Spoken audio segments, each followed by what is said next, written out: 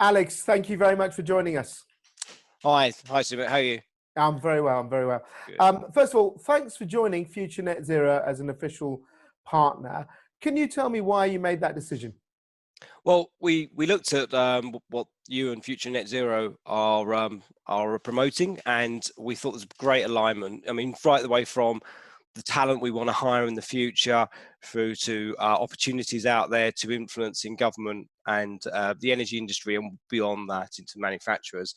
And we felt there's an amazing fit there. So that's why we decided to join Future Net Zero. I'm very glad you have. I mean, our aim is very simple. It's about, in one phrase, better business leads to a better planet. And I want to just, in this chat, have a little recap on kind of net zero, your thoughts around it when it was sort of set last year as a government target, obviously effects of COVID on whether that puts us back or puts us forward. And at the time of recording this, we don't know what's coming up in the budget next week. So there could be a big stimulus in this part anyway, but also a little to give an insight to the viewers about what Gemserv does. So let's just start with what Gemserv is doing and what area it operates in so people get an idea of your main core functions.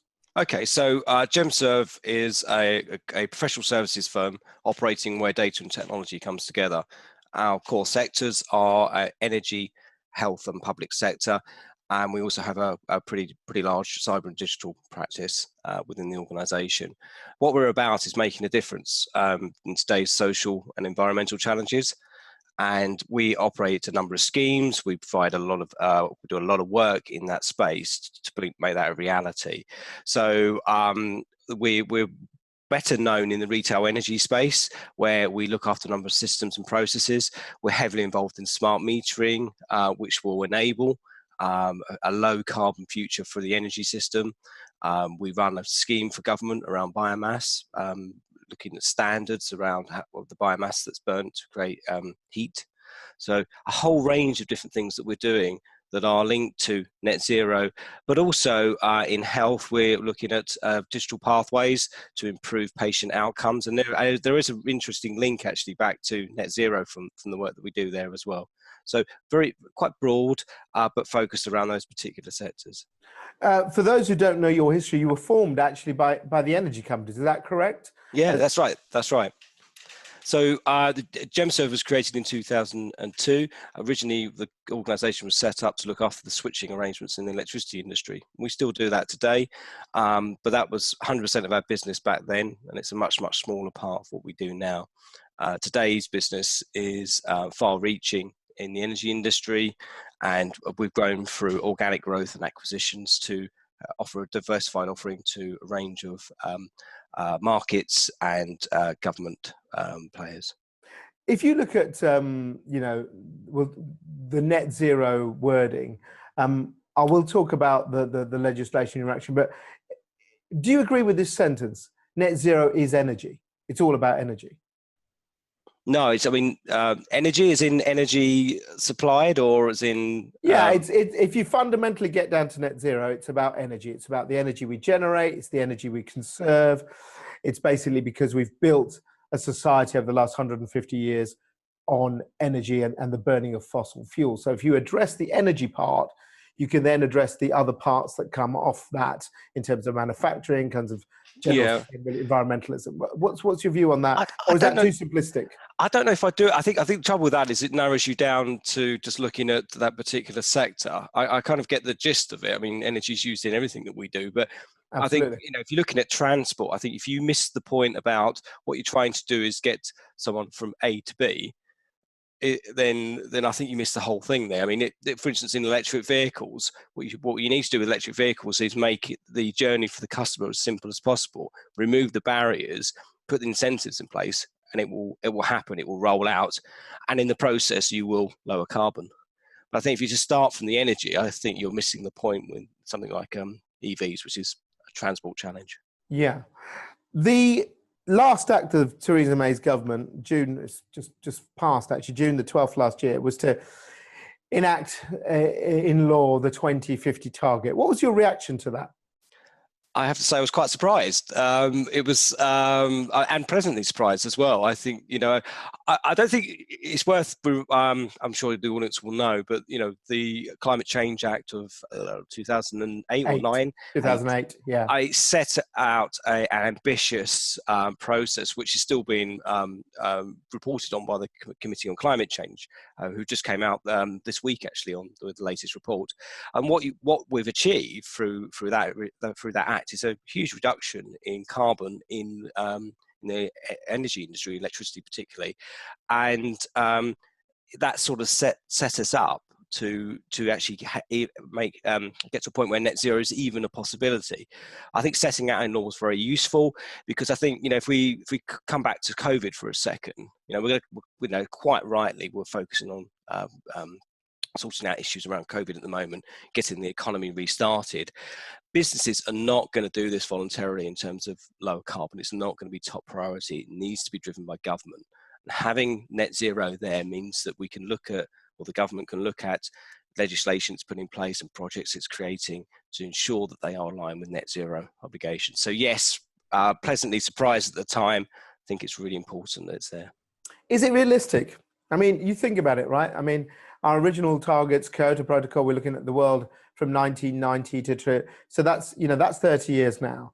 That's not long. I mean, maybe it's because I'm old, but 1990 seems not long ago in my memory. Yeah. And to get to net zero for this nation in that time frame seems very challenging. What's your take on the realistic level of this target?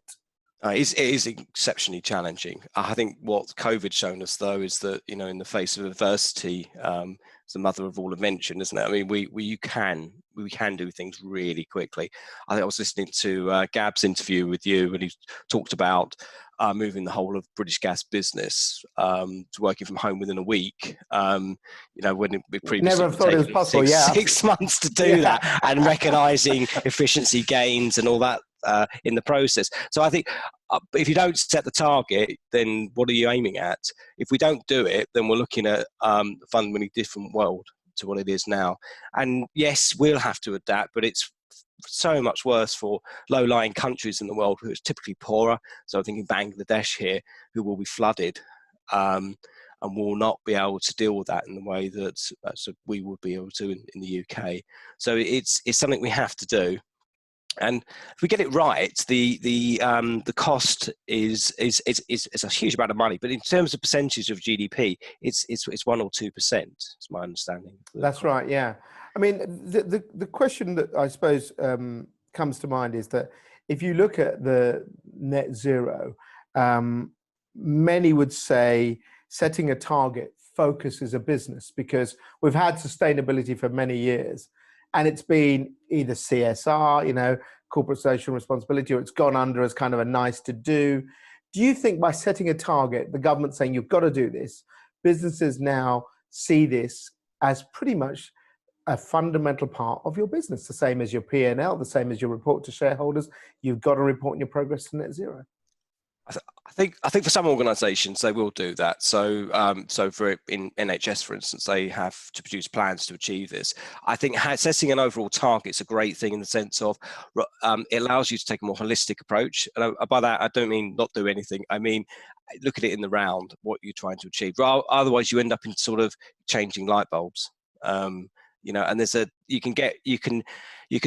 can achieve a lot with low-hanging fruit, but once you've done that, how do you get to the next stage of this? I think what is more important about is it's a target for government to drive policy. So I'd encourage people, if they've got time, to have a look at the Committee on Climate Change report, because that sets out in a lot of detail what expecting each government department to do, and then you can see that flowing through. So, for instance, DCMS, it's a lot around cyber security. It's a lot around 5G rollout, because that will allow people to work remotely and continue to work remotely and help us. That's one way of lowering carbon. Yeah, and we'll talk about the committee's report in a second. But before that, what have you done as an organisation yourselves, Gemserv, to get towards a net zero pathway? So we wanted to set out our stall quite early on this. So 2018, we became a carbon neutral business. So what we've done as an organisation is, I don't want to overstate it too much. I mean, we're a 200-person consultancy business in the city. We have most of our businesses UK and Ireland. So our carbon footprint wasn't huge, but nonetheless, we've taken action to reduce carbon where we can, and then we've offset using gold standard offsets the remainder of that to become a net zero carbon neutral business. So we did that a couple of years ago, and I think that's useful because it sets the right message within the organisation. You did that before even the target was enshrined in law. Why did you do it so early? Gemserv, the contracts we've won since we've moving away from the master registration agreement, or indeed building on what we were doing around switching, there's been two major themes in energy from our perspective, which is how do you regulate it in terms of new entrants coming in, switching, so forth, the systems around that, and then how do you use less of it? So Gemserv's been involved in low carbon energy efficiency schemes for some time. We've got a lot of experience in that space, and as a result, we attract staff who are very environmentally conscious.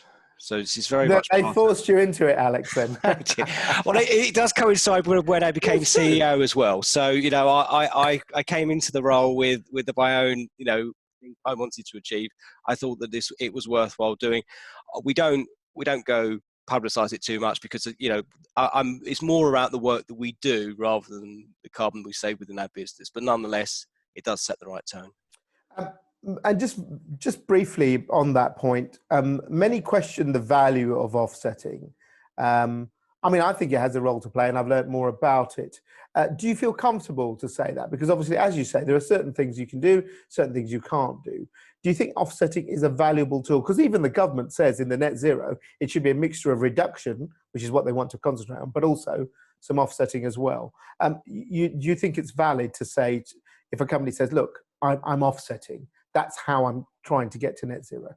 I can't see how we could do what we've done without offsetting. I do have some reservations. I mean, the cost of the offsets are very low. But we've done our best to ensure that those offsets are with a reputable company. It's cheaper to buy the offsets in developing countries. So if you're going to grow trees or build biomass, you can have a bigger hit and have a social impact with what you do in developing countries, which is what we've done. And yes, we can't. I don't see how we could possibly run the business zero carbon at this point in time. It's just with travel arrangements and all the rest of it is too difficult. Although not much travel at the moment, as you don't. Of course.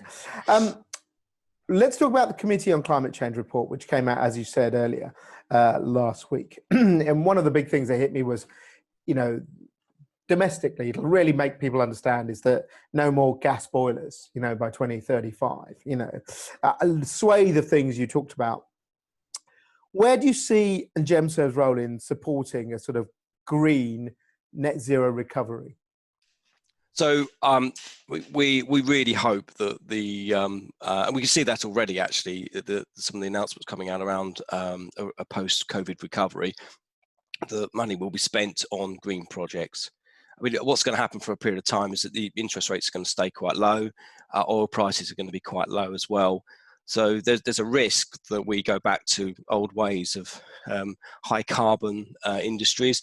But I think there's an opportunity here to put the money into this space and drive out really great outcomes for net zero, but also things like air quality, right? So you live in London and work in London. I work in London. Air quality is not great. I mean, across the country, it results in a lot of premature deaths each year. This is something we could do here by lowering emissions, improving from cars, but also from energy production to improve air quality. That's one of that's a real big ticket item there. Another thing that I think Boris has announced already, that we're going to plant 75,000 trees each year. Again, will have an impact on carbon, but also on mental well-being by having more forests. What do you want to do as a business yourself? What are you going to do for your clients to try and help this pathway? So yeah, we're really interested in solving some of the challenges in electric vehicles in terms of the rollout, in terms of the issues you've got with charging point operators with not connected together in terms of payment mechanisms. We want to apply technology to improving how participants in the energy industry navigate the code system, the regulatory system. I think that will ease ability for new entrants to come in with different business models and make them fly, which again will help in this space. Energy networks, big part of that report, need to change. Looking at hydrogen replacing natural gas, that comes with a load of challenges that need to be sorted out. This is the sort of stuff that Gemserv does, and this is the value that we want to add. One of your clients is obviously the health sector.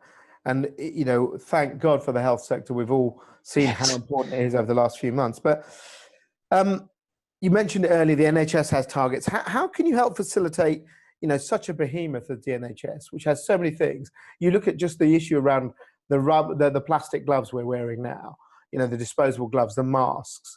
Now, that is all so much carbon there. But is essential because you can't reuse these things. You know, when I go to have my blood taken, you can't just say, oh, I'm going to use a glass vial like we did. You're going to have plastic ones that are thrown away. So how can you see yourselves helping your health sector clients on a pathway to net zero? So I think you're absolutely right. I mean, the gloves, lots of waste from that part of you know, the economy. You know, health sector makes about 5% of carbon that's emitted each year, and they have targets. They've got to put in plans at sort of trust level to reduce their carbon impact. What I would say is I think that the opportunities here, rather than what I said earlier about, you know, coming at this piecemeal, we're looking at the whole thing holistically. So if you looked at what a hospital can do, it can have a massive impact around EVs. So having electrify the fleet that they use, having charging points at hospitals, looking at they need a lot of heat within their buildings, looking at having heat networks there within that space, renewable generation on site, CHP, a whole load of different things they could do to reduce down their carbon. There's certain things they can't get away with. It's not obvious to me how you can move away from gloves at this moment in time. Obviously, yeah. I mean, there are certain PPE things that will have to be disposable, but perhaps we can find ways of making them out of materials that aren't so heavily. Yeah, and what they might be able to do is offset it on their site themselves by generating and supplying heat and electricity to other businesses nearby. You know, hospitals tend to be in built-up areas, providing heat to local community and so forth. With all the things that's happened lately, you know, you and I, here we are. We should have done this in person. Would have been nice to see you, but we're doing it on Zoom. Everyone's heard the word Zoom now. People even didn't know. Even my mother, who's 78, knows what a Zoom call is now. So the digital transformation of our lives has really picked up. Do you think COVID will push that even further in terms of where we go to facilitate net zero? So we have to use data much more. We have to digitize our energy, digitize the way we transport ourselves, all these things. What's your view on the sort of digital transformation? Oh, totally. Yeah, it's all about the data and technology to harness that. I think what COVID has done is it's sped up. I think we talked about this actually in an interview some time ago, but you know, one of the things that I sort of set out at the time was I think you could see it as a catalyst to drive existing trends that we have in society. I just see that picking up now. I mean, I was looking at LinkedIn earlier around, not that I'm fascinated about COVID, but it just happened to pop up in my feed was some data that's been released showing, looking at Pillar 2 data. This is community outbreaks, and someone had plotted that using just been released data over the UK to show hotspots in the north, cities it's impacting on. That's the sort of stuff where if you release that information on a freely available basis, people can come along and use that data to give new insights. We see that in energy. We see, you know, there's a huge demand for data around where renewable generation is, where EVs are, where people are going to buy EVs, so you can do things like strengthen the network in the right place and not waste money elsewhere. There's whole loads of different use cases here that will need lots and lots of data to provide that insight. And do you think we'll be basically looking at that playing a bigger role? You know, you could say that the main pathway is, you know, we use less, absolutely. We get things like LEDs, we cut to EVs, we try and change our boilers. But actually the amount we can measure, the amount of information we get to know when do we need to turn power on, what do we need this for? Do you think that will actually be the key for us getting to that 2050 target? I think if you think about what we do in smart metering, you know, that's putting infrastructure in place to allow people to have a smart home. With a smart home, you can have a smart city. You can use the word smart too much here, but you can. Yeah, people are not going to sit there and wait for the price to drop and start switching off appliances. What you want is you want to be able to have that control within your home to make the best use of it. And you know that's what data and technology will allow you to do. It's not just that though, it's also looking at energy efficiency. It's got a massive role to play in this, and retrofitting homes and businesses with measures to reduce down, you know, waste heat from properties. So yeah, and you can use data to identify buildings that you might want to target with this as well. So there's a whole range of different things you can do here. I think the COVID crisis has shown us that how important it is to have data. You know, the countries that have been more successful seem to be the ones that have grasped the test and trace, which is used and then use that data to deal with outbreaks as they occur. And that's what we need to do now going out.